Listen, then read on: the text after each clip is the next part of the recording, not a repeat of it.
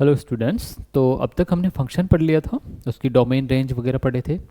फिर हमने bijective function देखा था, वो फंक्शन जिसका इन्वर्स एग्जिस्ट करता है। किस फंक्शन का इन्वर्स एग्जिस्ट करेगा या कौन सा फंक्शन हम बाइजेक्टिव बोलेंगे, जो 1 1 एंड ऑन टू हो। ओके, और उसके बाद हमने कुछ स्पेसिफिक टाइप ऑफ फंक्शंस पढ़े थे, फिर हमने ट्रिगोनोमेट्रिक फंक्शंस पढ़े थे। आज हम पढ़ेंगे एक्सपोनेंशियल एंड लॉगरिथमिक फंक्शन। दोनों को मैंने साथ में इसलिए लिया है कि आगे आप देखोगे जो एक्सपोनेंशियल फंक्शन है और लॉगरिथमिक फंक्शन है, ये एक दूसरे के इनवर्स होते हैं।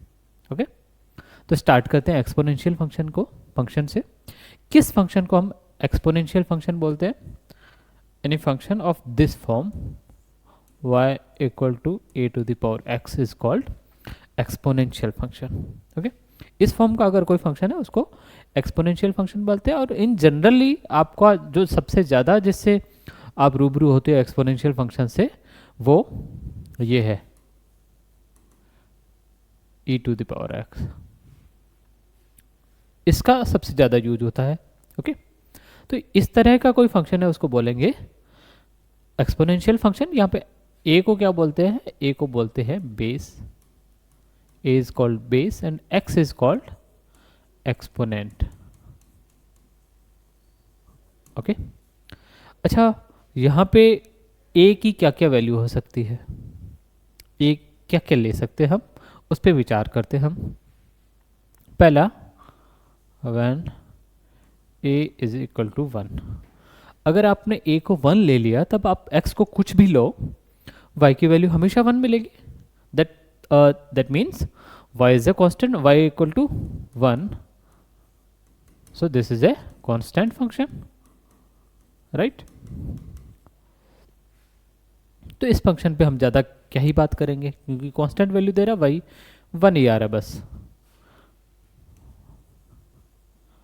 when a equal to 0 then y is equal to 0, again constant function. अब इन दोनों केस में क्या हो रहा है ना, कि अगर आपने a को 1 ले लिया, फिर आप x की वैल्यू कुछ भी लेते रहोगे, आपको y हमेशा 1 ही मिलेगा। ऐसे ही a इक्वल टू 0 के लिए भी हो रहा है। a अगर 0 है तो x को आप कुछ भी लो, y हमेशा 0 मिलेगा। तो इन दोनों केस में ऐसे हो रहा है। और a की वैल्यू अगर नेगेटिव हो रही है तो क्या हो रहा है, देखो, when a is less than 0, तब क्या होगा, तब आपको y क्या मिलेगा, कॉम्प्लेक्स मिलेगा। ओके, सो y, तो ये क्या मिल जाएगा, ये आपको कॉम्प्लेक्स वैल्यूज देगा, राइट? बट हमें ऐसा फंक्शन चाहिए जो रियल फंक्शन हो और सारी वैल्यूज के लिए डिफाइन हो, x की सारी वैल्यूज के लिए रियल वैल्यू दे। तो वो तभी हो सकता है जब a लेस देन 0 नहीं हो, a 0 के बराबर नहीं हो और a 1 के बराबर नहीं हो। सो दैट मीन्स a की वैल्यू क्या क्या हो सकती है, so that means a is greater than 0 and a is not equal to 1। और ऐसा है तो तब क्या होगा, when this happens, when a is equal to 0 and a is not equal to 1, तब जो y equal to a to the power x है, ये एक रियल फंक्शन होता है। ओके, x की हर वैल्यू के लिए डिफाइन होता है और x की हर वैल्यू के लिए आपको अलग अलग y की वैल्यूज मिलेंगी। इस फंक्शन को बोलते हैं एक्सपोनेंशियल फंक्शन। अब इसके बारे में हम बात करते हैं। कहाँ से स्टार्ट करें हैं? हम देखते हैं कि देखो a ग्रेटर देन 0 है, a नॉट इक्वल टू 1 है। तो दो केस हो सकते हैं, एक तो a 0 और 1 के बीच में हो, दूसरा केस जब a 1 से बड़ा हो। तो हम दोनों केस लेते हैं। पहला आता है कि when केस 1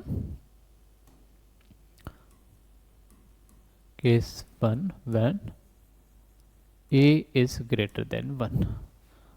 a अगर ग्रेटर देन 1 है और फंक्शन क्या है आपके पास, y equal to a to the power x। 1 से बड़ा कोई भी नंबर लो, उसकी पावर बढ़ाते जाओगे तो नंबर क्या होगा, बढ़ता जाएगा। Example y equal to 5 to the power x और 2 टू द पावर x ले लो ना। ओके, अब x अगर 1 है तो क्या हो जाएगा, अच्छा 1 हमने लिया नहीं है, हाँ x तो ले सकते हैं ना, हाँ a को 1 नहीं लिया हमने, ठीक है। तो x अगर 0 है तो ये क्या देगा, y equal to 1, 2 to the power 0 will be equal to 1। x जब 1 है तो ये 2 हो जाएगा, x 2 है तब ये 4 हो जाएगा। x3 है तब ये 8 हो जाएगा, x4 है तो ये 16 हो जाएगा, तो बढ़ता जाएगा, है ना। तो जब x की वैल्यू बढ़ती जाएगी जैसे जैसे, वैसे वैसे y बढ़ता जा रहा है। और किस तरह से बढ़ता जाएगा ये आप कुछ पॉइंट्स लेके ग्राफ बनाओगे तो आपको समझ में आ जाएगा। मैं एक बार ग्राफ बना देता हूँ पूरा। आप चाहो तो मैं कुछ वैल्यू लिख सकता हूँ। देखो when a equal to, sorry a तो लेस ग्रेटर देन 1 है ही, व्हेन x इक्वल टू 0 तो y कितना हो जाएगा, a to the power 0 1। x equal to 0 पे 1 है, x इक्वल टू 1 पे y कितना है, y इक्वल टू a है। और x तो कुछ भी हो सकता है यहाँ पे ना, माइनस इन्फिनिटी है तब x जब टेंड्स टू माइनस इन्फिनिटी है तो y कहाँ जा रहा है, और x टेंड्स टू इन्फिनिटी है तब y कहाँ जा रहा है। इतना तो पक्का है कि जब x टेंड्स टू इन्फिनिटी है और हम बोल रहे हैं कि जैसे जैसे x बढ़ता जा रहा है y बढ़ता जाएगा, तो x टेंड्स टू इन्फिनिटी है तब y भी टेंड्स टू इन्फिनिटी होगा। क्लियर है, y भी टेंड्स टू इन्फिनिटी होगा। जब x tends to minus infinity है तब क्या होगा, इसका मतलब x किस में है, नेगेटिव है। तो नेगेटिव है तो मैं ऐसे लिख सकता हूँ 1 upon a to the power minus x, तो माइनस एक्स पॉजिटिव हो जाएगा। x माइनस इन्फिनिटी की तरफ जा रहा है मतलब माइनस एक्स इन्फिनिटी की तरफ जा रहा है, और 1 अपॉन इन्फिनिटी कहाँ जाएगा, 0 की तरफ जाएगा। ऐसा समझ में। तो y कहाँ जाएगा यहाँ पे, सॉरी y जाएगा टेंड्स टू 0। अब समझ में आया। अब ये वैल्यूज देखिए हम ग्राफ बना सकते हैं। देखो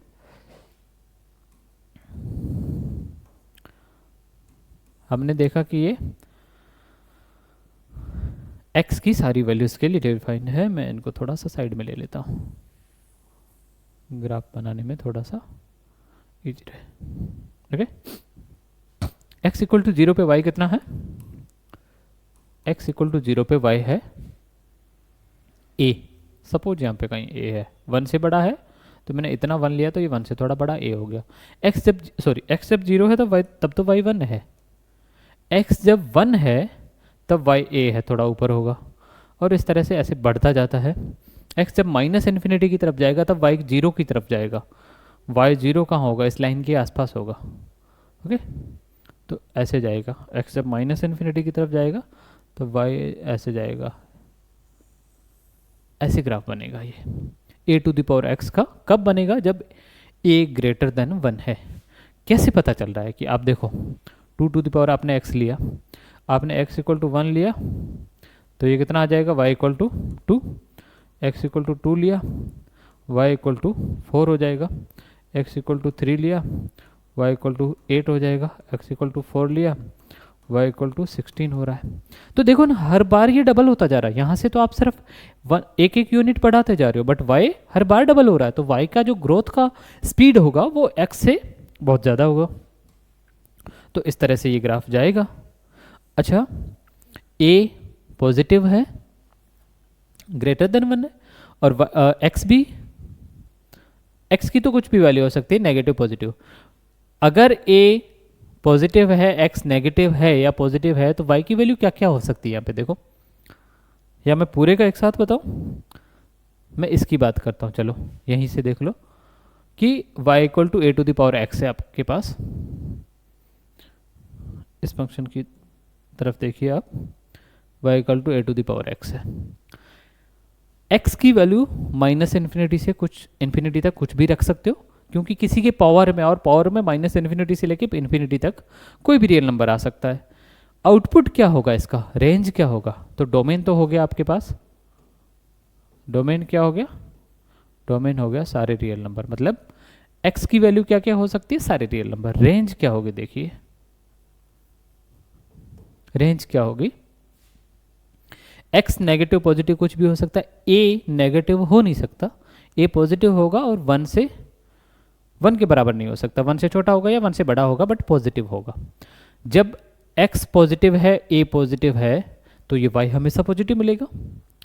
जब x नेगेटिव है, a पॉजिटिव है, तब मैं इसको ऐसे भी लिख सकता हूँ 1 upon a to the power minus x. जब x नेगेटिव है तो x नेगेटिव तो माइनस एक्स क्या हो जाएगा, पॉजिटिव, 1 अपॉन पॉजिटिव रहेगा। तो इसका मतलब कि x पॉजिटिव हो चाहे x नेगेटिव हो, a to the power x हमेशा पॉजिटिव रहेगा। ओके, तो रेंज क्या हो जाएगी, रेंज हमेशा इसकी पॉजिटिव वैल्यू रहेगी, मतलब कि 0 टू इन्फिनिटी, या फिर मैं इसको ऐसे भी लिख सकता हूँ आर प्लस। ओके, ये इस फंक्शन की रेंज रहेगी। ये जीरो हो नहीं सकता ना कहीं पे भी। जीरो हो कहाँ रहा है, देखो जीरो कब जा रहा है, जब x tends to minus infinity हो रहा है, तब ये फंक्शन जीरो की तरफ जा रहा है। एग्जैक्टली जीरो ये कहीं भी नहीं होगा, तो ये फंक्शन हमेशा x एक्सिस से ऊपर होगा, मतलब कि y की वैल्यू हमेशा y हमेशा greater than equal to zero रहेगा। ये केस पहला हो गया। लेकिन केस टू पे आएंगे तब भी y greater than equal to zero तब भी रहेगा। उस केस में ग्राफ कैसा बन रहा है हम वो देखते हैं। Case to one,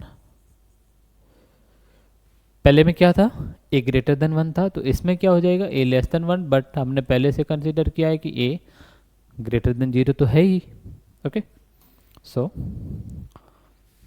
y equal to a to the power x। Example लीजिए, एक वन से छोटा ले रहे हो तो आपने हाफ ले लिया। ओके, हाफ की पावर वन कितना होता है, हाफ की पावर टू कितना होता है 1/4, हाफ की पावर थ्री होता है 1/8, हाफ की पावर दिस इज हाफ की पावर फोर होता है 1/16। देखो ना,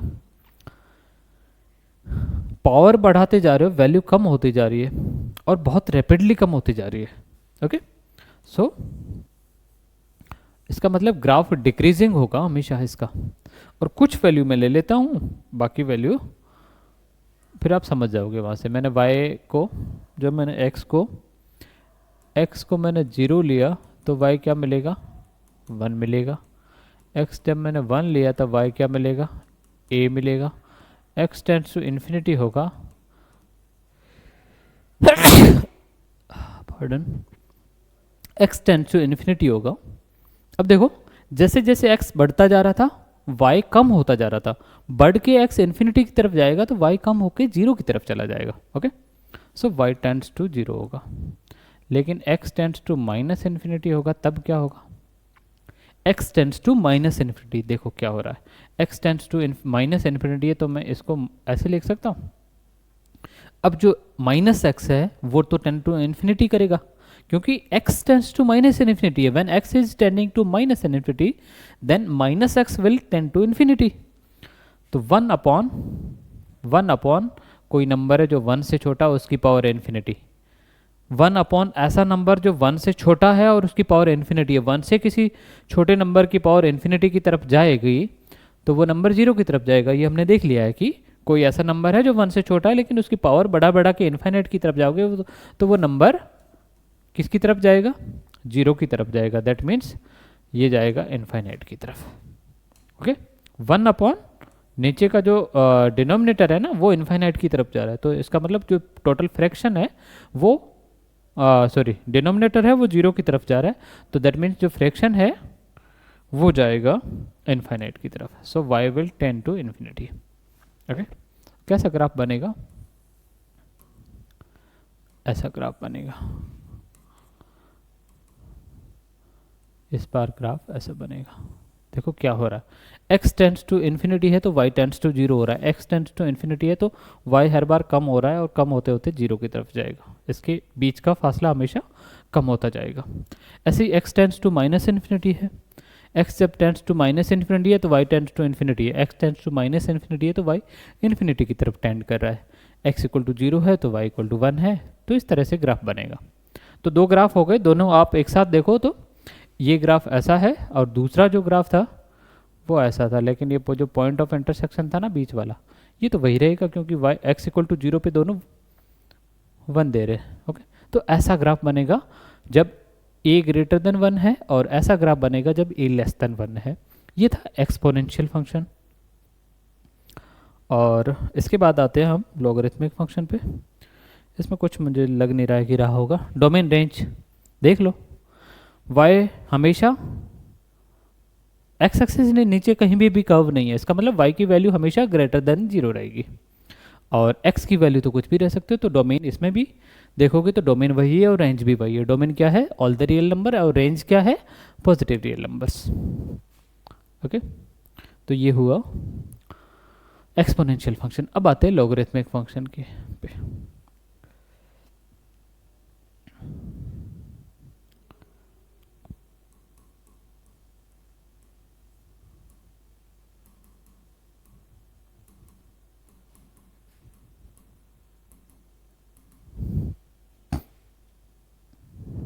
जो एक्सपोनेंशियल फंक्शन होता है उसी का इनवर्स होता है लोगरिथमिक फंक्शन। सपोज आपके पास ऐसा है कि suppose you have a to the power x is equal to n। तो जब आपके पास ये है तब आपके पास पहले से ये कंडीशन होगी कि a greater than 0 and a is not equal to 1। ये तो कंडीशन होगी ना आपके पास। अच्छा, हमने ये भी देखा कि y equal to a to the power x था, तो जो y था, जो रेंज थी वो कहाँ तक जा रही थी, वहाँ वो जा रही थी 0 से इन्फिनिटी तक। ये देखा ना हमने, y equal to a to the power x है, तो मैंने बोला कि a जो है ग्रेटर देन 0 होगा और नॉट इक्वल टू 1 होगा। x हम माइनस इन्फिनिटी से इन्फिनिटी तक कोई भी रियल नंबर ले सकते हैं, उसके करस्पॉन्डिंग जो y आएगा वो हमेशा ग्रेटर देन 0 होगा। तो इसका मतलब है कि यहाँ पे जो n है वो ग्रेटर देन 0 रहेगा। आया समझ में? ओके। इसका इन्वर्स बनाओगे तो ये होगा कि मतलब इससे ये इम्प्लाई होता है और इससे ये इम्प्लाई होता है, ये होता है डबल इम्प्लीकेशन। बेस क्या था, a था, तो या लोग का बेस भी a रहेगा। जो n है वो यहाँ आ जाएगा और जो a है वो यहाँ आ जाएगा। ऐसा होता है। तो अगर आपके पास ये लोग है तो इससे आप इस पे जा सकते हो, और ये एक्सपोनेंशियल फंक्शन है तो इस पे लोग पे आ सकते हो। तो a पे कंडीशन अगेन वही रहेगी, a greater than 0, a not equal to 1, और जो n है वो ग्रेटर देन 0 रहेगा। ये तो आपने पहले से लिया है ना वहाँ पे। सपोज नहीं लिया होता तो क्या होता, देखो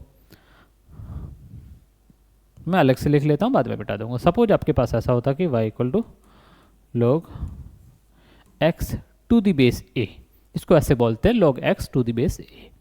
अगर ऐसा है ना तो इसका मतलब कि आपके पास क्या है, आपके पास ये है a to the power y is equal to x, ये है ना। तो आप देखो ना कि इस केस में फिर आप a को 1 ले सकते हो, आप x को तो आप वेरी करा रहे हो, x को आप वेरी करवा रहे हो, a को 1 ले सकते हो, सवाल ही नहीं उठता। अगर आप a को 1 लोगे तब x को वेरी करा ही नहीं सकते ना, तब x की वैल्यू फिक्स हो जाएगी, 1 हो जाएगी। तो इसका मतलब a 1 नहीं हो सकता, a 0 भी नहीं हो सकता, a नेगेटिव चलेगा तो हर एक y की वैल्यू पे लिए a टू द पावर जो y है वो आपको रियल वैल्यू नहीं देगा। तो इसका मतलब a 1 भी नहीं हो सकता, a नेगेटिव भी नहीं हो सकता। तो क्या केस बचा, a ग्रेटर देन 0 आएगा और a नॉट इक्वल टू 1 आएगा। आया समझ में? ओके तो ये होता है लोगरिथमिक फंक्शन। यहाँ पे भी वही है कि a जो है वो होता है log का बेस। इसका कैसे ग्राफ बनता है वो भी देखते हैं। अच्छा, तो इसका डोमेन रेंज कंसिडर, इस पे आते हैं हम। y equal to f x के फॉर्म में लिखते हैं इसको, तो कैसे लिखेंगे,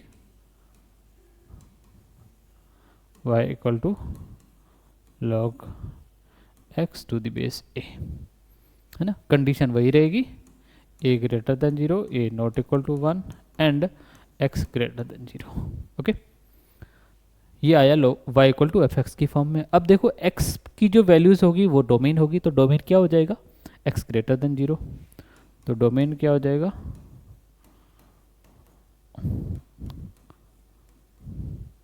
पिछली बार ये रेंज थी, इस बार ये डोमेन बन गई। यही होता है बाइजेक्टिव फंक्शन में, इन्वर्टिबल फंक्शन में, किसी फंक्शन का जो डोमेन होता है उसके इनवर्स का वो रेंज बन जाता है, किसी फंक्शन का जो रेंज होता है उसके इनवर्स का वो डोमेन बन जाता है। ओके, और रेंज देखो, रेंज देखो, y की वैल्यू क्या हो सकती है, y कुछ भी हो सकता है, पॉजिटिव नेगेटिव, तो यहाँ ऑल रियल नंबर्स हो। ये पिछली बार क्या था, डोमेन था, इस बार ये रेंज बन गया। अब देखिए इसके ग्राफ को, पहला केस देखिए, case 1 when a greater than 1 लेते हैं हम, और आपके पास है क्या फंक्शन, फंक्शन है y equal to log x to the base a, और इसका मतलब ये है, इसका मतलब ये है कि a to the power y equal to x है, ऐसा है आपके पास। इसका ग्राफ बनाओगे, कैसे बनाओगे, बहुत इजीली आप समझ जाओगे यहाँ से। कि जब x इन्फाइनाइट की तरफ कब जाएगा, जब y इन्फाइनाइट की तरफ जाएगा। ओके, x जीरो कब होगा, जब y माइनस इन्फिनिटी की तरफ जाएगा। ओके, और x वन कब होगा, जब y जीरो होगा। तो मतलब कि इस तरह का फंक्शन बनेगा, ऐसा बनेगा। ओके ओके, सो ये ग्राफ है y equal to log x का जब a ग्रेटर देन 1 है, और जब a लेस देन 1 हो जाएगा। अच्छा, ये ग्राफ कैसे है आया, अगर आपको ये देखना है तो ये हम जब डिफरेंशिएबिलिटी वगैरह देखेंगे, डिफरेंशिएशन, तो इसका हम डेरिवेटिव देखेंगे। डेरिवेटिव पॉजिटिव होता है तो फंक्शन क्या होता है, इंक्रीजिंग होता है। डेरिवेटिव नेगेटिव होता है तो फंक्शन क्या होता है, डिक्रीजिंग होता है। ओके, कॉन्वेक्स है, कॉन्केव है, वो भी उसी से पता चल जाता है, सेकंड डेरिवेटिव वगैरह से। तो उनसे ये चीज़ों का आइडिया आता है। और उनसे भी अगर आपको इजी अप्रोच देखनी है कि ग्राफ इस तरह से कैसे बना, तो आप कुछ पॉइंट ले लीजिए, 8-10 पॉइंट ले लीजिए, उन पे वैल्यू निकाल लीजिए, आपको पता चल जाएगा कि ग्राफ कैसे बन रहा है। ओके, तो ये ग्राफ होता है log x to the base a का। अगर मैं सेकंड केस पे जाता हूँ, केस 2, दूसरा केस कौन सा बचा कि जब a लेस देन 1 है बट ग्रेटर देन 0 है। उस केस में क्या होगा, उस केस में देखो y equal to log x to the base a। यहाँ पे भी वही चीज़ होगी, a to the power y x होगा। यहाँ से वैल्यू डाल के आप देख सकते हो a क्या है, यहाँ पे लेस देन 1 है, इसका मतलब y इन्फाइनाइट की तरफ होगा तब a x 0 की तरफ होगा। y जब इन्फाइनाइट की तरफ होगा तब x क्या होगा,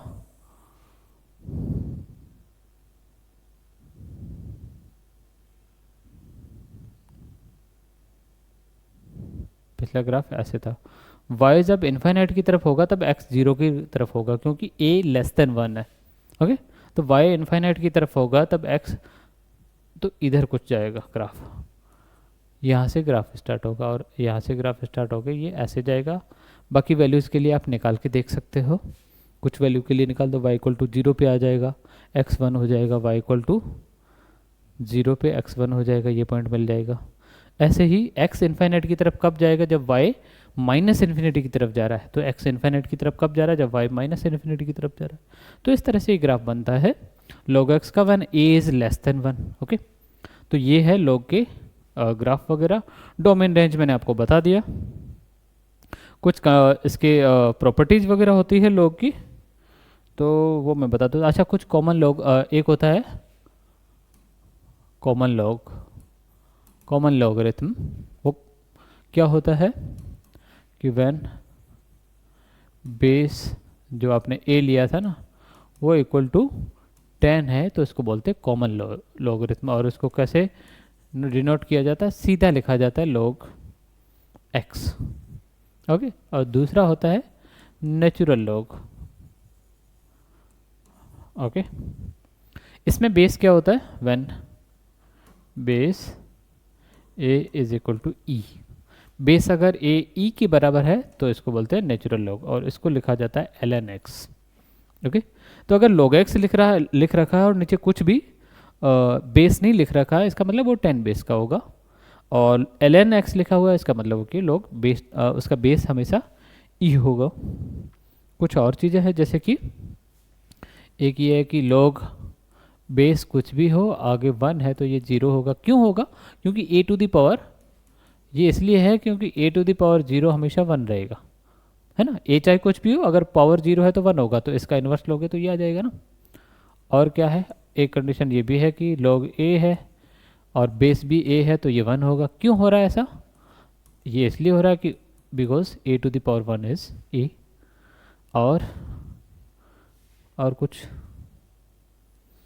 और कुछ प्रॉपर्टीज़ में लिख लेता हूँ। एक ये होता है कि log a base a m n, this is equal to log m base a plus log n base a। ऐसे ही डिवीजन के लिए होता है log, मैं ये सारी चीज़ें यहाँ पे करवा सकता हूँ। ओके, बट अभी हमारे पास टाइम नहीं है और ना ही आपके जेईई मेन वगैरह एग्जाम्स में इनका प्रूफ पूछा जाएगा। ओके, तो मैं सीधा लिखवा रहा हूँ log m base a minus log n base a. Okay, और इससे आगे ये तो आपको आते ही होंगी। कुछ और है जैसे कि log a b to the x to the power b ले लिया मैंने, x to the power b, तो ये b आगे आ जाएगा और ये बनेगा b log x to the power a। लेकिन अगर ये जो पावर थी ये x की ना बन के a की बनती, मतलब कि बेस की पावर होती, तो क्या होता, तो log a to the power x, ये बेस में है, और सॉरी वही लेते हैं ना जो पहले से नोटेशन लेते आ रहे थे, a to the power b है और ये x है। तो अगर पावर बेस की है ना तो वो 1 अपॉन के फॉर्म में बाहर आ जाएगी, this becomes 1 upon b log x to the power base a। आया समझ में? और कोई छूट गया क्या इसमें से?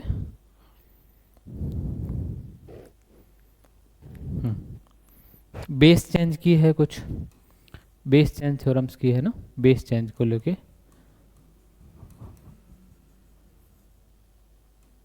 पहला क्या है कि आपके पास कुछ ऐसा है log, तो इसको आप किसी तीसरे बेस में, यहाँ पे log क्या है, उसका आर्ग्यूमेंट b है और बेस क्या है, a है, तो आप कोई तीसरा बेस c ले सकते हो, तो ये ऐसे बन जाएगा log a to the base c, ऐसे भी लिख सकते हो। और ऐसा है ना कि अगर आपके पास log b to the base a है ना, तो इसको आप ऐसे लिख सकते हो 1 upon log a to the base b। Okay, और अगर आपके पास ऐसा है log a to the power log c to the base b, तो c और a को आप इंटरचेंज कर सकते हो, तो ये हो जाएगा c log a to the base b रहेगा। और अगर आपके पास ऐसा कुछ है कि a to the power log x to the base a, यहाँ भी a है और इसके बेस में भी a है, तो ये a हट जाएगा और x आ जाएगा। लेकिन इन सब के लिए कंडीशन वही रहेगी log की, जैसे ये x है, ये x तभी आएगा जब जो a है वो ग्रेटर देन 0 हो और नॉट इक्वल टू 1 हो। क्यों? क्योंकि a बेस में आ रखा है। तो जो बेसिक जो log की कंडीशन रहती है वो इन सब पे भी अप्लाई होगी। ओके, इतना ही मैं अभी करवा रहा हूँ, बाकी हमको टाइम मिलेगा लॉगरिथमिक पढ़ने का जब, तब हम इसको थोड़ा सा डिटेल पे करेंगे और इसके क्वेश्चंस करेंगे। अभी हम क्या कर लेंगे कि एक्सरसाइज जब करेंगे तो हम लॉग के कुछ क्वेश्चंस लेके उनके जो डोमेन और रेंज निकालने की जो चीज़ें हैं वो करेंगे हम। ओके, तो आज के लेक्चर में इतना ही। अगले लेक्चर में हम देखते हैं इनइक्वालिटीज़ और वेवी कर्व मेथड वगैरह।